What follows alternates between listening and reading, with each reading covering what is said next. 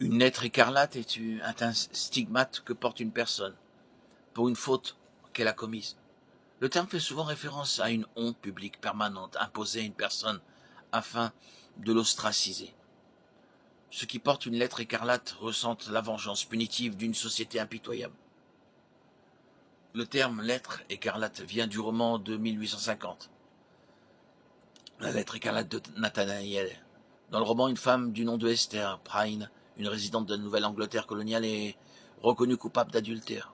En guise de punition, la communauté puritaine dans laquelle elle réside l'oblige à porter la lettre sur son corsage pour le reste de sa vie. Esther, loin d'être intimidée par ces punitions, embrasse le symbole et le porte fièrement. Sur chaque vêtement, elle coud un A écarlate surdimensionné, décoré de broderies fines.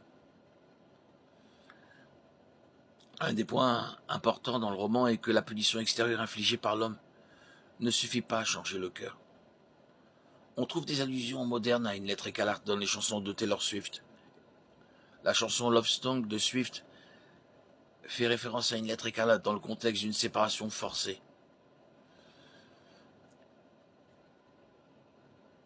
Il fait référence au fait de tourner le dos à quelqu'un à cause de son péché.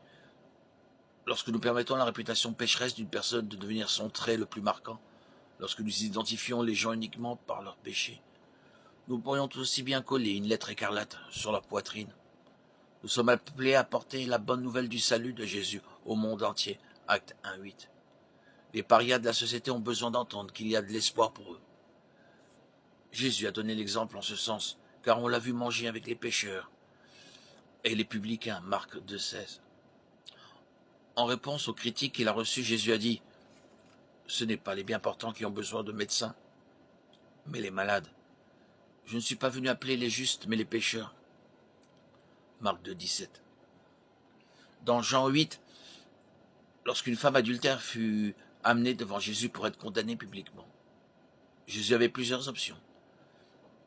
Il aurait pu l'ostraciser, il aurait pu l'humilier, il aurait pu lui jeter la première pierre. Il n'a rien fait de tout cela.